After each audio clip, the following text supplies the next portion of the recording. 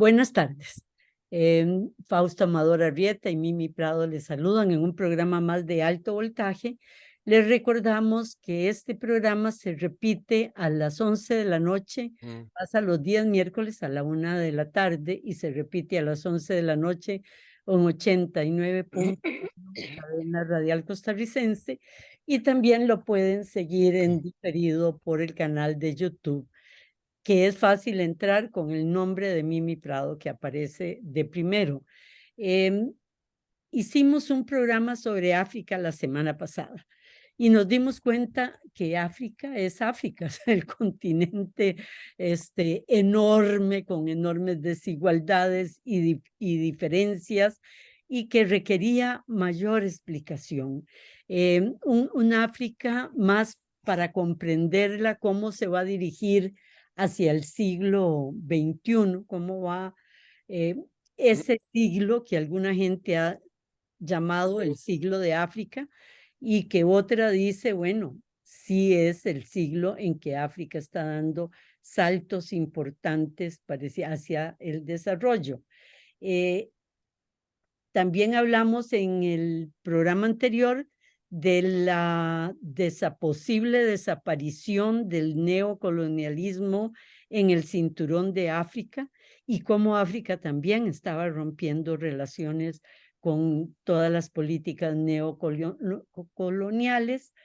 También las mejorías en el desarrollo importantes, de las que vamos a hablar hoy posiblemente, y tocamos el tema de la población, de que para el 2050 1 de cada 4 habitantes de la Tierra será africano, y africano joven. O sea, el bono poblacional enorme de África, junto con la población de China y la India, llegarán a formar el 2% de la población mundial.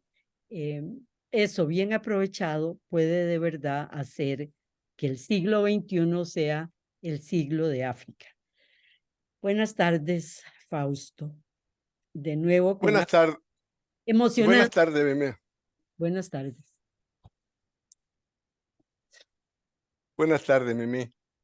Tenemos ya 2 programas, no uno, de los que nos hemos abocado a hablar de África, y lo hicimos a partir de la crisis del Sahel.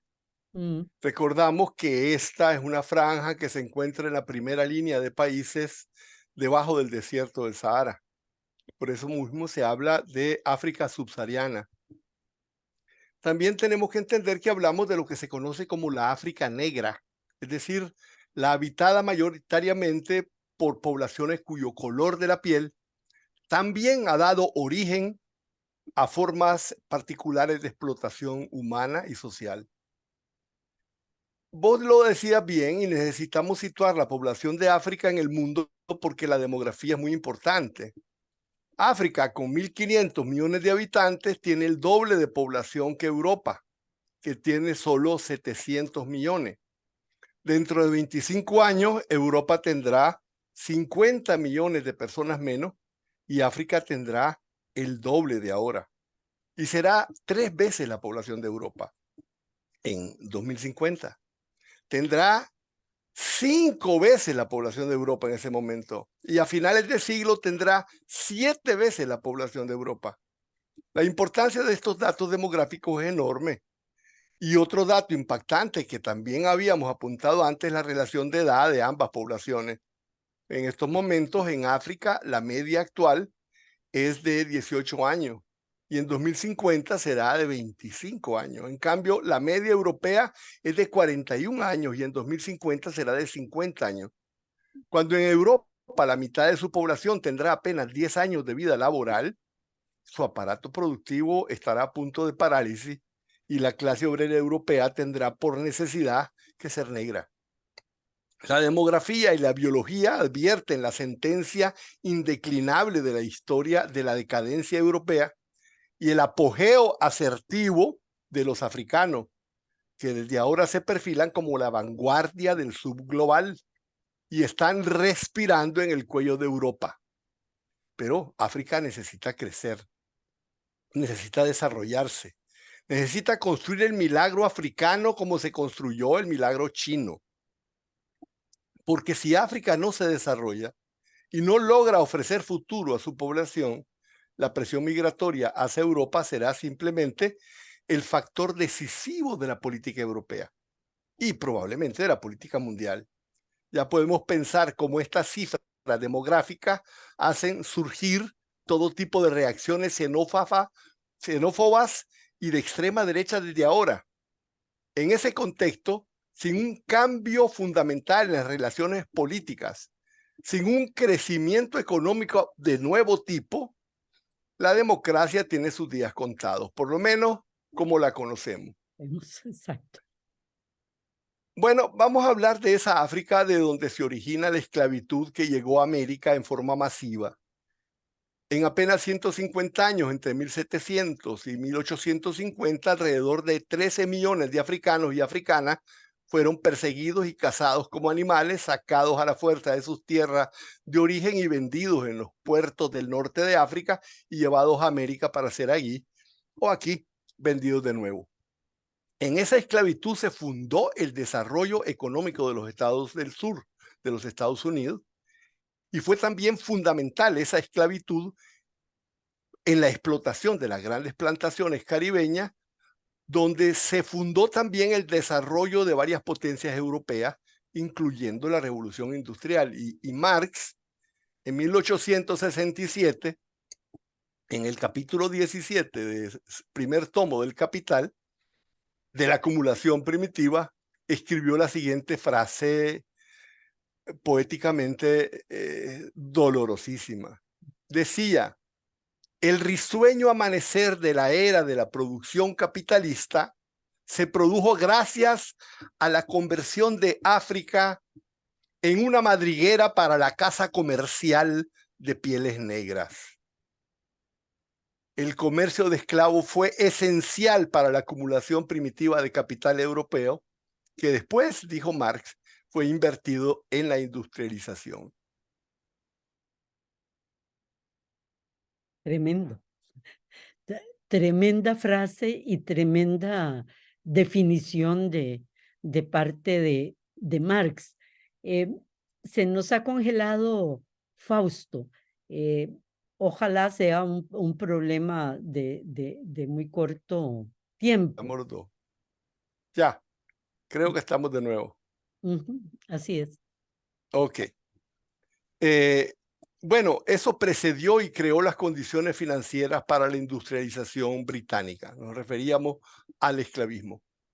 Es importante decirlo, porque fue con la esclavitud que entró África, la África negra, en la historia económica del mundo. La otra África, la del norte, la que bordea las costas del Mediterráneo, tiene otra historia. Fue tempranamente conquistada por el Imperio Otomano, tiene una base poblacional, social, económica, cultural y étnica diferente. Digámoslo claramente, comparte con los europeos la mirada racista hacia el sur del Sahara.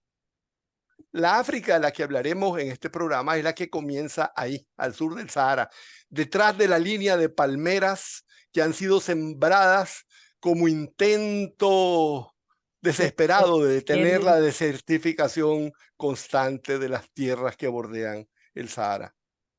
Esa línea, Mimi, la línea de la palmera, es la verdadera frontera entre África y Europa. Está compuesta por 54 estados de bordes geográficos totalmente caprichosos porque nacieron de los caprichos geopolíticos y de las necesidades administrativas de los imperios coloniales europeos. Bueno, en 1884, en la conferencia de Berlín, las potencias europeas se repartieron África y determinaron fronteras totalmente artificiales. Yo no pude quitarme la tentación de citar al ministro de Relaciones Exteriores de Inglaterra, de Great Britain, Lord Salisbury, que dijo así: entre todos los que estábamos en Berlín, dijo, nos pusimos a dibujar líneas en mapas donde no han pisado los pies de un hombre blanco. Y fue así que entre todos nos regalamos montañas, ríos y lagos. Los que estábamos en Berlín nunca supimos exactamente dónde estaban esas montañas, ríos y lagos, y menos quienes vivían ahí. pero también ellos quedaron repartidos entre nosotros, de la misma manera que quedaron repartidas montañas, ríos y lagos.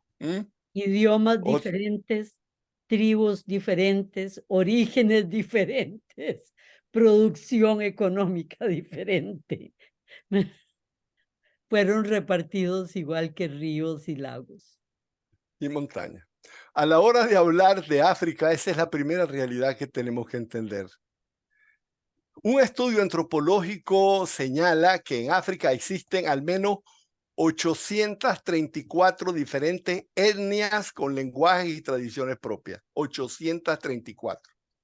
Los colonizadores los dividieron en 54 colonias, que ahora son 54 estados independientes. Eso generó la trayectoria sociopolítica de esas sociedades, fundando el desconcierto, estimulando la baja cohesión y la alta inestabilidad social que han generado guerras civiles, internas, conflictos regionales. Desde 1960 la inestabilidad es la regla. Han habido 500 golpes de Estado, creo que algo dijimos la vez pasada de esto. Y Casi también siempre esto. dijimos, Fausto, algo que va acompañado de eso.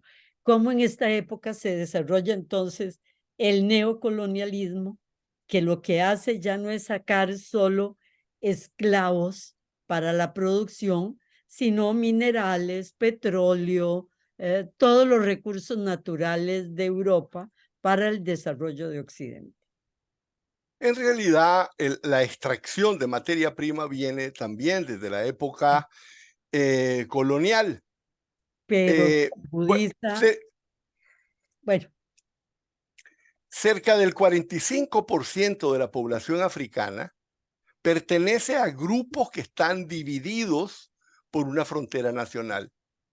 Por eso se dice que a pesar del carácter realmente brutal de la colonización europea, el impacto más terrible, más grave en África no fue la colonización tomada en sí misma, sino el diseño incongruente y atroz de su frontera, porque esa frontera los condenaba a vivir en sociedades disfuncionales que carecían los mínimos elementos de cohesión social, como tener un sentido común de pertenencia. No se puede entender las dificultades de África para su desarrollo sin tomar en cuenta eso, que de sus 54 estados, 35 han vivido guerras civiles o interestatales. Ha habido 15,000 confrontaciones militares desde la independencia. Y no han sido cualquier cosa. La más espantosa fue la Segunda Guerra del Congo. Le llamaron Guerra Mundial Africana. Los combatientes provenían de 9 países. En el propio Congo había más de 200 grupos étnicos que se repartían en 20 organizaciones armadas y enfrentadas entre sí. Murieron 5,5 millones de personas.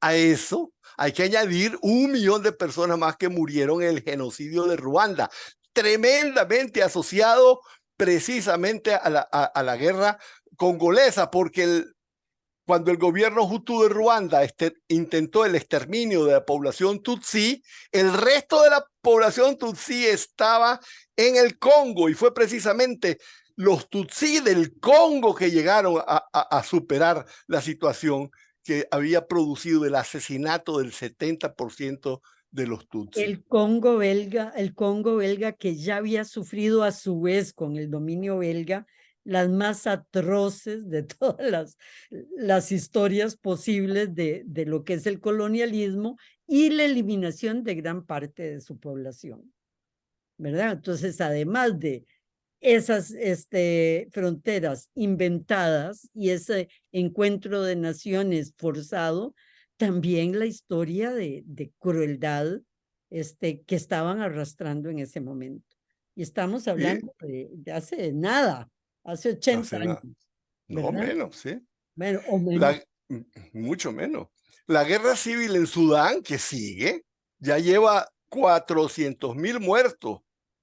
Y ayer o antier, Se dijo que se había convertido en el país del mundo con más desplazados internos. 7 millones de personas han tenido que dejar sus casas. Y se Y dice bueno, fácil, ¿verdad? Dejar su casa se dice fácil. así. Sí, el viento aguanta todas las palabras que uno quiera ponerle encima. La guerra todavía sigue en curso en Etiopía y ha provocado la muerte de alrededor de 600.000 civiles. También se dice fácil, sumemos, Mimi, sumemos, por Dios. 6 millones, que yo siempre lo repito porque creo que me obsesiona esa historia, a dónde fue que murieron en la Segunda Guerra Mundial porque Churchill se llevó la alimentación, Somalia, la alimentación de todo el país para alimentar a sus soldados, y cuando Eso murieron, fue en bueno, Pakistán, Pakistán, perdón, cierto, porque no no se habría me olvidó, podido sacar trigo de Somalia. eso. Otra clave de la comprensión de África es claramente el escaso periodo de maduración política de sus élites gobernantes. Sus partidos políticos raramente han sido representantes de la nación, no pueden serlo. ¿Cuál nación? Hay varias naciones en cada país. Son simples organizaciones políticas de alguna etnia que ejerce el dominio. Las etnias aparecen como partidos políticos.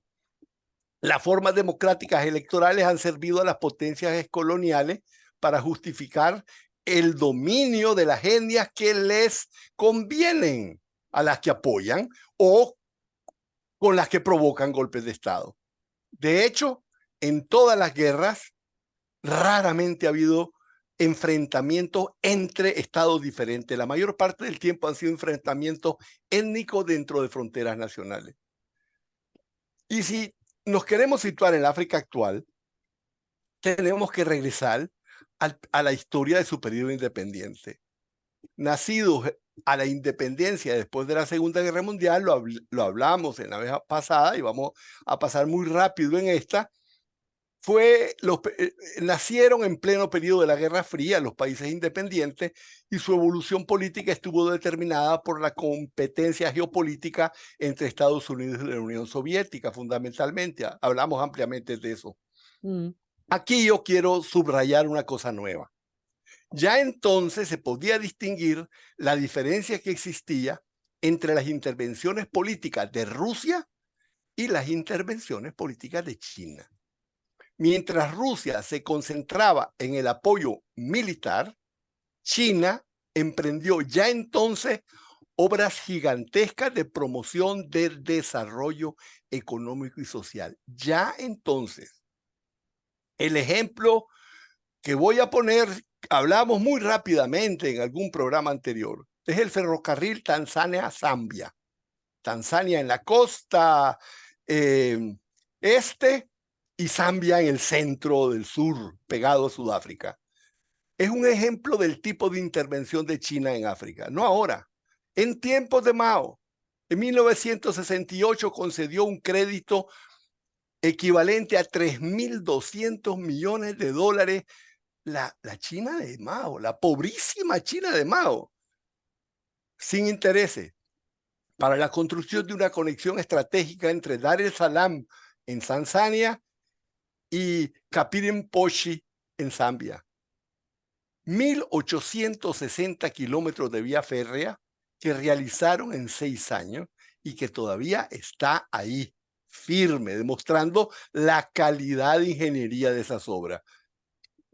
Zambia tenía dos problemas, uno económico y uno político. Económicamente no tenía salida al mar, está prensada sin costas, y eso le impedía conectar sus zonas mineras en el interior del país con los puertos del Océano Índico que estaban en Tanzania. Eso era lo económico. Lo político era que los regímenes racistas de Sudáfrica y de Rodesia del Sur, con respaldo de Estados Unidos, tenían bloqueado el país. El apoyo chino fue la respuesta de Mao al rechazo del Banco Mundial de ofrecer ese crédito, porque lo primero que hicieron fue dirigirse al Banco Mundial. Mao estaba apoyando y defendiendo además a un personaje del que alguna vez, Mimi, tal vez simplemente por razones culturales deberíamos hablar, que es Julius Nyerere. el gran prócer de la independencia de Tanzania, figura del panafricanismo y, más importante aún, el diseñador de una forma muy especial y totalmente diferente de socialismo que se le llamó socialismo africano. No se ha logrado poner en ninguna parte, pero su concepción es altamente interesante y muy parecida a la China, a la concepción china de Deng Xiaoping, a la posterior, a quien Estados Unidos y Gran Bretaña, a Julio Nyerere, habían intentado sacar del poder por medio de golpes de Estado que no lograron poner. Pero recordemos que este Julius Nyerere sacó del poder al ultraasesino Idi Amin de Uganda. Bueno, durante la Guerra Fría, China no se resignaba a actuar como vagón de cola de la Unión Soviética. Tenía su propia visión y a partir de los años 60 entró en rivalidad estratégica geopolítica también con la Unión Soviética. Estaba buscando aliados en África como contrapeso a la hegemonía del socialismo soviético. Y también como fuerza práctica, no militar, no ideológica, contra el neocolonialismo. China consideraba que no era en la política, sino en la economía que iba a lograr liberarse África del neocolonialismo. ¡Wow! Impresionante. Para ser Mao, el famoso ferrocarril de Tanzania, bueno, Nyerere lo visitó y le contó su visión de socialismo y a Mao le encantó. Bueno, pero nada que ver, ¿verdad? Bueno, era la fase final de la revolución cultural china. El famoso ferrocarril de Tanzania se convirtió en un modelo diferente al soviético. China quería un liderato como socio útil, centrado en aspectos económicos y prácticos. Por eso es que menciono tan ampliamente la política china hacia África en tiempos de Mao y con el ejemplo del ferrocarril de Zambia. Y bueno, Zhou Enlai en 1960 planteó 5 principios chinos de colaboración que parecían sacados del cielo y que todo el mundo dijo, qué retórica, qué hablada, qué cuento. Decía, 5 principios. Igualdad debe existir entre los socios. Respeto a las decisiones soberanas de los países es una precondición. No se puede aceptar injerencia en los asuntos de política interna, sean los que sean. Se debe buscar siempre beneficios mutuos, ambos deben servirse y luego, obviamente, se deben apoyar en la seguridad nacional de cada uno. Palabras huecas, dijeron. Cuando China desarrolló en esos años el ferrocarril de Zambia, ahí se dieron cuenta que no eran palabras huecas. China se acerca a un país africano ahora con el respaldo de esa increíble historia de solidaridad, de respeto y, por supuesto, porque todo el mundo, China anda buscando sus beneficios, claro, ella lo hace también para beneficiarse, para sacar los minerales, por supuesto. Eso está claro, El China siempre. primer éxito de Zhou Enlai fue el ferrocarril, lo construyeron en el 70. En el 71 se votó en Naciones Unidas lo de Taiwán. Y los votos enteros de África, bueno, enteros no, pero los votos mayoritarios de África fueron para China. Primera ganancia de una buena política de desarrollo en cooperación sur-sur, ¿verdad? Absolutamente, absolutamente apropiada tu observación. Pero bueno, China jamás se vio a sí misma como donante caritativo, nunca ha querido ofrecer ayudas al desarrollo, jamás, esa palabra está prohibida para China. China no da puntada sin hilo, siempre busca sus beneficios con una pequeña gran diferencia. Busca también el beneficio de sus socios, porque dice que es la única forma de mantener socios satisfechos. Satisfechos y que tengan buenas relaciones entre sí. Creo que acabas de dar el punto de la cooperación china. Yo me Ok, beneficio, pero tengo que darle beneficios a los demás para crear un balance ganador para win-win. Vamos Ok, a un corte, ¿verdad? claro. De nuevo con ustedes, el programa de hoy, como se lo habíamos señalado, es una continuación sobre África, continente al que le estamos dando una importancia muy grande en la geopolítica mundial en este momento, y quedamos en cómo China entra en África durante la Guerra Fría de manera totalmente diferente a como estaba haciéndolo el resto de los países. Y cómo empieza en una cooperación sur-sur, en muchos casos, en que se ve muy beneficiada, pero también busca el beneficio de los países africanos, porque de esa manera va a poder contar hasta con mejores, con mayores consumidores para sus productos. Así es, Mimi. Entonces habíamos dicho que vamos a entrar en el momento ya de que pasó la competencia de la Guerra Fría y pasada esa fase de competencia geopolítica con la Unión Soviética, en la fase unipolar, los Estados Unidos, como potencia hegemónica incontestable e incontestada, abandonó su interés por África porque sintió que el rumbo que tomaran esos países no pareciera determinante a sus intereses geopolíticos. El desinterés mostrado por Occidente, porque también Europa entró en la misma dinámica, porque tenía sus potencias neocoloniales que extraían la riqueza, no necesitaba ir a ninguna parte. Ese vacío de apoyo realmente de interés fue llenado por China, que pasó a convertir a África en un continente complementario a su propio desarrollo y con el cual necesita establecer relaciones de carácter estratégico. Pero antes de analizar las inversiones chinas en África, veamos el tipo de obstáculos a los que ha tenido que enfrentarse exitosamente China y cómo la forma china de enfrentarse a esos obstáculos es la única forma de superarlos. Grandes extensiones sin comunicación, China entra con Grandes obras de infraestructura. infraestructura. Países inestables divididos con conflictos étnicos, China no interviene internamente en los problemas. Poca madurez política de sus élites gobernantes, China no interfiere en la gobernanza interna. Alto riesgo de bandazos institucionales estatales con instituciones apenas nacientes y con una burocracia de baja capacidad, bajo nivel educativo y baja calidad del personal administrativo, China entra con un sistema de cooperación en el que introduce como uno de sus elementos más decisivos la formación, la internacionalización universitaria, las becas a las élites africanas y luego el hecho de que independientemente de quién esté, no interfiere. Un golpe de Estado no interfiere. Él está con el que quedó. No, no se pone a defender al que estaba. Y eso es un ejemplo muy claro lo que pasó ahora con Basún.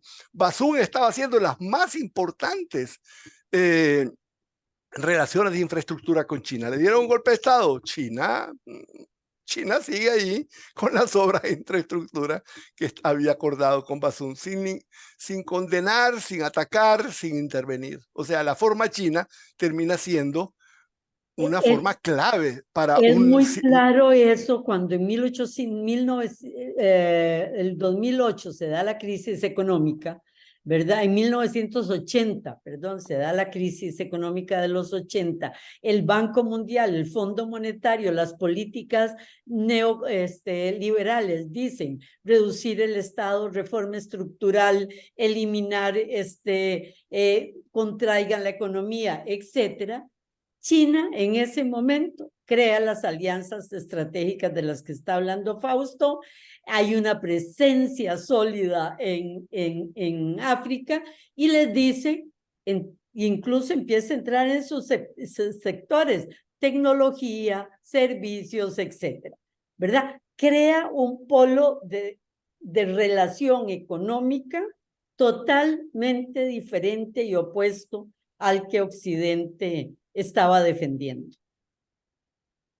China se fue convirtiendo, sobre todo a partir de los años 90 y 90 avanzados del siglo pasado, en el socioeconómico más importante de la mayoría de los países africanos.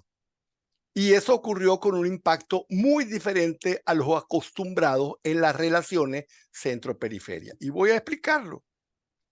Las relaciones centro-periferia de carácter neocolonialista se caracterizan por la caída de precios en las materias primas y el incremento de precios en los bienes industriales, que son cada vez más caros. Eso es lo típico. Con China ocurre al revés. La creciente demanda china de materias primas en África tiene como primer efecto, y China lo acepta, que se produzca un aumento de precios de venta de los productos africanos. Y eso le ofrece a los países africanos, como a los países de América Latina, cada vez mejores ingresos, facilitando el desarrollo del comercio y promoviendo el crecimiento. China, entonces,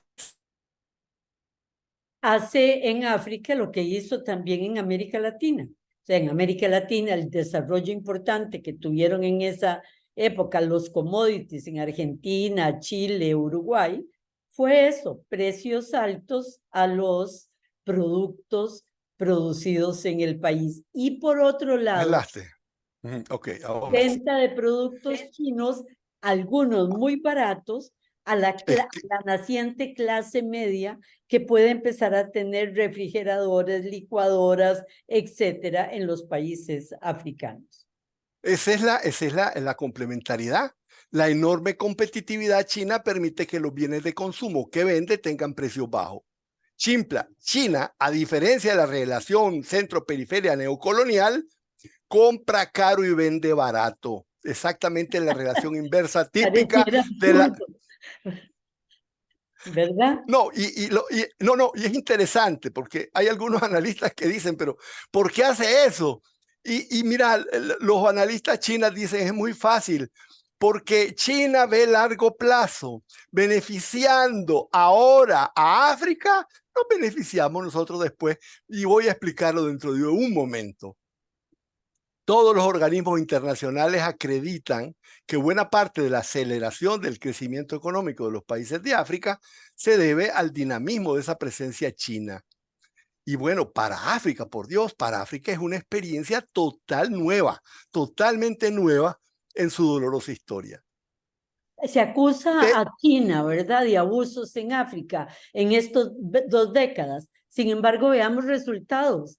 30% reduce la pobreza, 50% se reduce la mortalidad, la esperanza de vida crece en 10 años y se fortalecen las economías de los leones africanos. Eso ha pasado en las 2 décadas de la presencia china e incluso India, después lo veremos, en África. Desde comienzos de siglo, China aceleró 3 nuevas formas de relacionarse con los países africanos.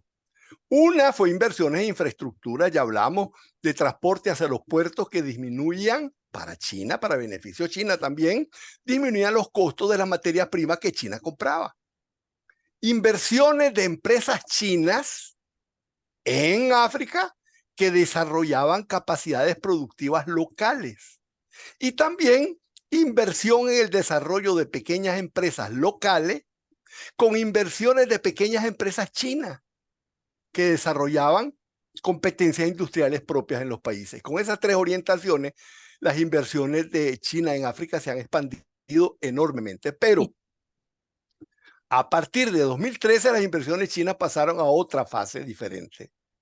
Por eso es muy importante distinguir el antes y el después. Y me refiero el antes de la iniciativa de la Franja y la Ruta, de la nueva Ruta de la Seda, y después.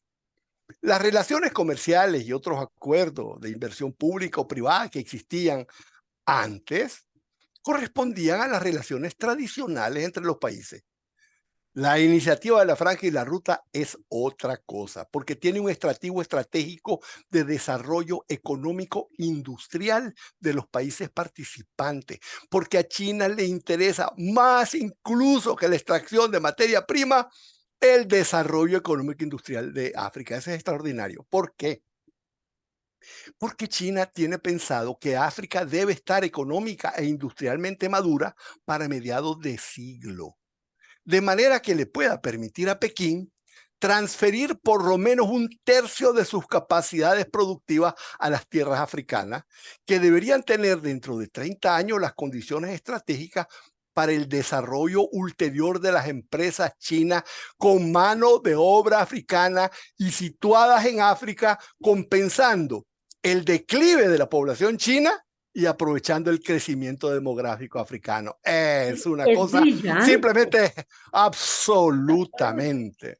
pero además hecho en papel, y eso nos demuestra por qué se da el fenómeno y el crecimiento de China. Esa capacidad de planificar el corto, el mediano y el largo plazo, y darle la importancia número uno al largo plazo, y el corto y el mediano van dirigidos hacia el largo, ¿verdad? Eso no te lo ha hecho Occidente en No los... lo ha hecho nadie, no lo ha hecho nadie nunca. De hecho, China atraviesa en estos momentos una fase de reestructuración económica con con la transición de una economía de producción a una economía de mercado, de consumo. El aumento de los salarios en China y el aumento de las regulaciones ambientales están expulsando de China la producción industrial de bajo nivel. Esto conduce a la necesidad que tienen las empresas chinas para sobrevivir de crear otros puestos de trabajo más lejos en nuevos centros de producción en África. Por Lo que eso, hizo Occidente con China, lo está haciendo China con África, así ¿verdad? es, Pero con una visión global no, en medio de con todo. una visión de que no está pensando que eventualmente China va a ser un rival, sino que va a ser un complementario, África. porque no está compitiendo África, ¿sí? Porque no está compitiendo geopolíticamente con África.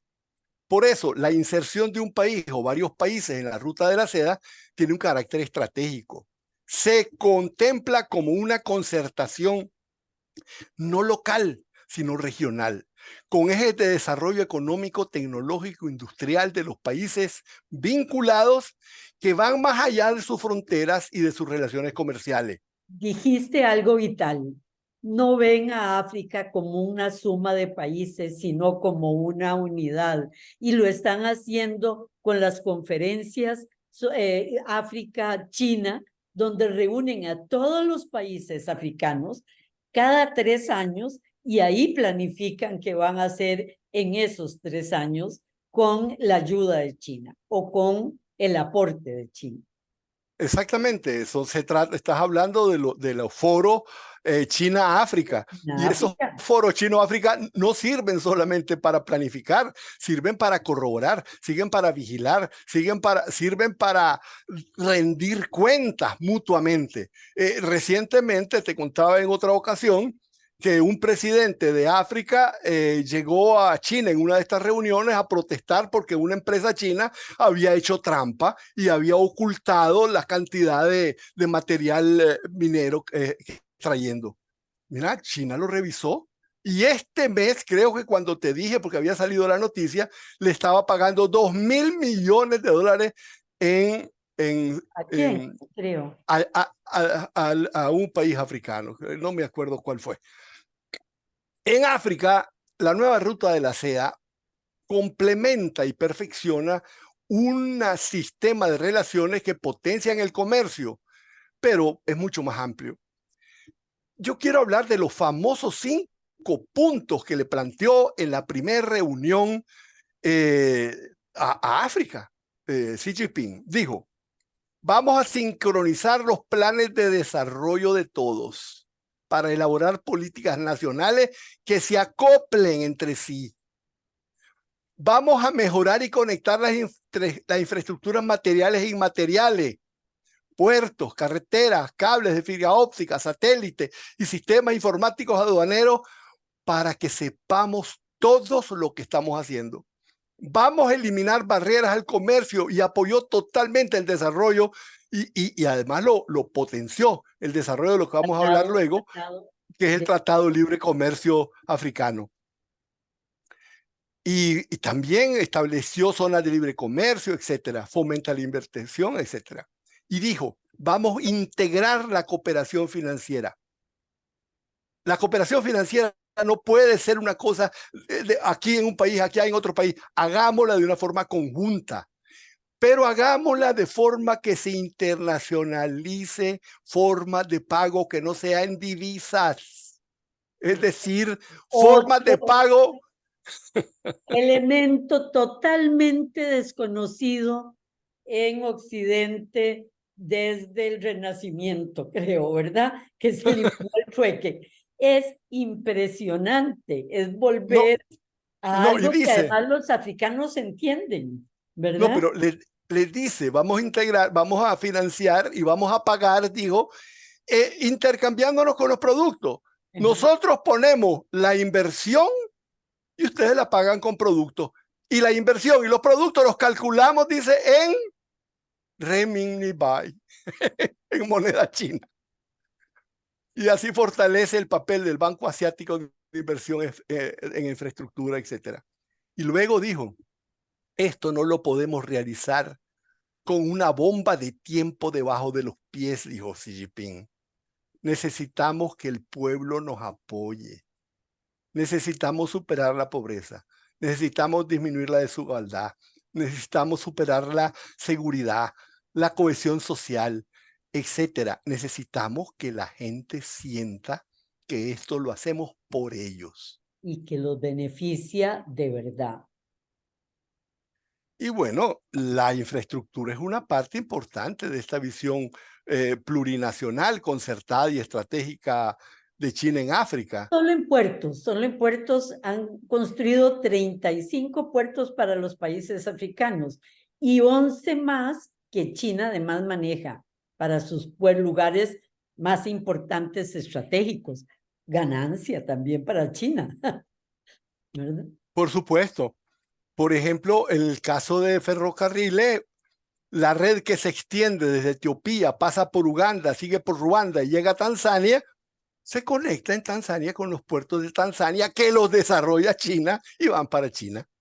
Pero en el camino se enlazan con las principales ciudades entre sí y con los puertos. Y eso se remonta mucho antes de las nuevas rutas de la seda y sin embargo encaja perfectamente en el marco de la nueva visión, porque en el fondo esa nueva visión siempre ha estado presente. China está tratando de conectar de norte a sur, de este a oeste, desde Europa, desde el Mediterráneo hasta Sudáfrica y desde el Océano Índico hasta el Océano Atlántico, pero necesita paz. Eso no puede hacerlo en un ambiente de inestabilidad político y de guerras civiles. Esa es la realidad. Vos lo Es tan decías. vieja la visión que en el siglo XV estaba buscando Chen He ya con el emperador que construyó la muralla fue. Bueno, puedo estar equivocada, acuérdense de mi incapacidad para hacer enredos. Ya había hecho la ruta de buscando lo que la ruta de la seda busca ahora, ¿verdad? O sea, es una vieja añoranza china de conectar al mundo y permitir el negocio y el desarrollo mutuo. Y la particularidad que tiene con África es la sensación cultural injertada en el ADN chino desde la época de Mao de sentir al negro un hermano humillado. Recordemos cómo en Shanghái Fue humillado. había en Shanghái un rótulo que decía no se permite el paso de perros ni de chinos, ¿verdad? O Igual, sea, no se permiten negros, ni perros, ni negros en Estados Unidos. Hay una hermandad en, en, una en, hermandad. Sí. en la rabia de lo que fue una dominación de esclavitud. Por lo menos en la necesidad del desarrollo, porque no se perfila en ningún momento en el vocabulario chino la palabra rabia ni la Sí. palabra resentimiento. No, creo que eso es un error, tal vez nuestro, nosotros tendríamos rabia, ellos quieren desarrollarse y demostrar lo que son. No se están desquitando de nadie, ni siquiera se están desquitando de Estados Unidos, ni siquiera se están desquitando de Europa. No están fomentando el desquite en África. Y Jamás, eso es porque tremendo. eso los desvía. Es Sí, decir, eso por los eso desvía. es importante distinguir que no es que se hermanen en la rabia, Perdón, ¿verdad? los africanos tampoco. Es decir, como no lo hicieron en Sudáfrica, ¿verdad? O sea, son culturas en que no pierden el tiempo en el odio y el resentimiento, como si lo hace Es, Occidente.